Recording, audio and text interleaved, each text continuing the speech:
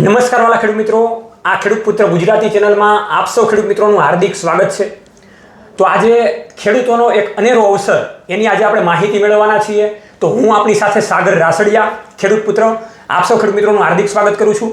આપણે જે રીતે વાતચીત કરીએ છીએ એ રીતે કે ખેડૂત છે તો જગત છે, એવા હેતુથી ખેતીવાડી વિશેની અવનવી ટેકનોલોજીકલ અને ડિજિટલ ખેતીવાડીની માહિતી લાવતા રહીએ છીએ.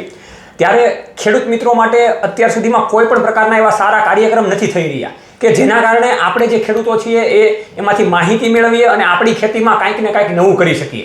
તો એક સરસ મજાનો પ્રોજેક્ટ જે રાજકોટની ધરતી ઉપર થવા જઈ રહ્યો છે, જેનું નામ છે રેસિડ્યુ ફ્રી ફાર્મિંગ. એટલે કે જે ખેડૂત મિત્રોએ જે ગુમાવી દીધું છે એને પાછું કઈ રીતે તાકાતવાન બનાવવું અને કઈ રીતે ઉત્પન્ન કરવું.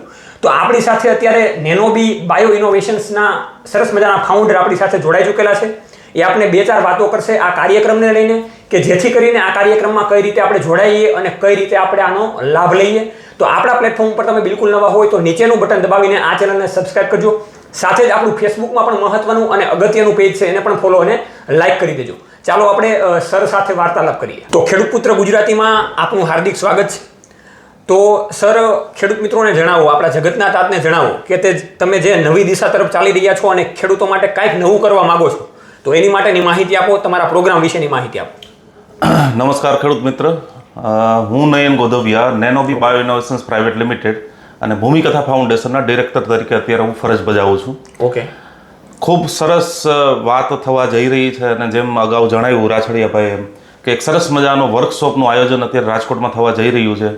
હું મારી અને અમારી કંપનીની જે વાત કરીએ તો વર્ષોથી અમે ખેડૂતો સાથે ફિલ્ડથી જોડાયેલા છીએ. ઓકે, અને એમના જે કોઈ પણ પ્રશ્નો છે એમનું સોલ્યુશન લાવવું એ અમારું કામ છે.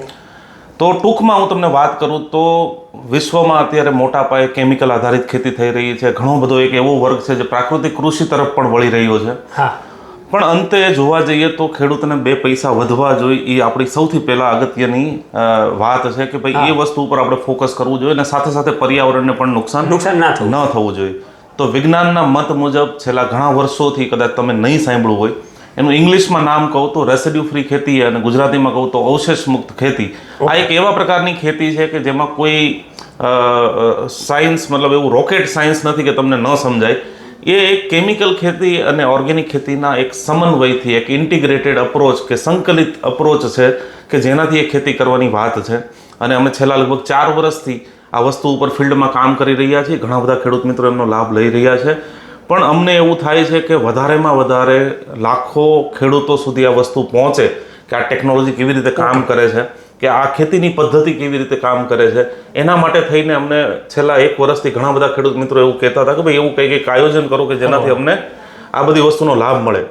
તો આવતી 12 તારીખ 5મો મહિનો 2024 અને રવિવારના રોજ રાજકોટની અંદર રૈયા રોડ ઉપર પ્રમુખ સ્વામી ઓડિટોરિયમ હોલ, જે એસી છે, આખું ફૂલ્લી એસી હોલ છે, કે ત્યાં આખા દિવસનો એક આ વર્કશોપનું આયોજન થવા જઈ રહ્યું છે.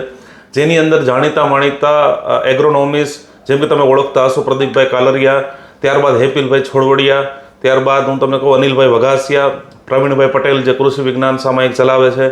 તદુપરાંત ઇન્દોર કે એમપીથી પણ 1-2 સારા એવા વક્તાઓ હાજર રહેવાના છે. તો આખા દિવસની અંદર તમે વાવણીથી લઈને લણણી સુધીની એક સાચી મેથડ શું હોઈ શકે કે જેનાથી મેક્સિમમ પ્રોડક્શન ખેડૂત લઈ શકે અને એક સારી એવી ઇન્કમ ઊભી કરી શકે, એ વસ્તુને ધ્યાનમાં લઈને એક આ સરસ મજાના વર્કશોપનું આયોજન થવા જઈ રહ્યું છે. ઓકે, તો વાલા ખેડૂત મિત્રો, જે રીતે આપણને સરે વાત કરી એ રીતે કે ખેતીમાં કાંઈક ને કાંઈક નવું શીખવા માટે આપણે જે દિશા તરફ વળવા જોઈએ એ વળવા જોઈએ.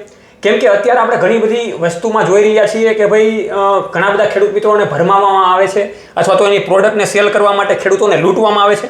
તો ખેડૂત મિત્રો, આપણો પણ એ જ પ્રયાસ છે કે આપણે સાચી દિશા તરફ જઈએ અને એવું પ્લેટફોર્મ કે જે આ નેનોબી દ્વારા આપણને મળવા જઈ રહ્યું છે તો એનો પૂરેપૂરો લાભ લઈએ, જેથી કરીને આવનાર સમયમાં અને આ 2024ની વાવણીમાં રંગે સંગે આપણે ઉત્પાદનમાં વધારો કરી શકીએ, આપણી ખેતીને એક પુનર્જીવન આપી શકીએ અને ખૂબ સારી રીતે ખેતીમાં આગળ વધી શકીએ.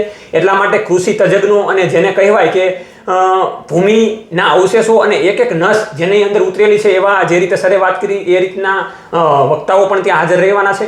તો આ સંપૂર્ણ દિવસની આપણે મજા માણીએ અને એક નવી દિશા તરફ આપણે ખેતી તજજ્ઞોમાં આગળ વધીએ અને આપણા ખેતીને ઉત્પાદનમાં આગળ વધારીએ. તો એ જ રીતે વાલા ખેડૂત મિત્રો નીચે ડિસ્ક્રિપ્શનમાં પણ લિંક આપેલી છે જેમાં તમારે ફોર્મ ભરવાનું છે. સાથે નીચે કોન્ટેક્ટ નંબર છે એમાં પણ તમે ડાયરેક્ટ કંપનીની ઓફિસનો કોન્ટેક્ટ કરી શકો છો કે કઈ રીતના વ્યવસ્થા છે અને કઈ રીતે અમારે આગળ વધવું. તો આ રીતે એક ખેડૂતની સાથે આપણે 5 ખેડૂત મિત્રો આ સભામાં જોડાઈએ અને આ સારા એવા કાર્યક્રમમાં સારા એવા પ્લેટફોર્મમાં આપણે સાથે મળીને આ ખેતી જગતને આગળ વધારીએ એ જ વિચાર સાથે જય જવાન જય કિસાન આ બંને છે આપણા દેશની શાન. ખેડૂત પુત્ર ગુજરાતી હંમેશા ખેડૂત મિત્રોની સાથે.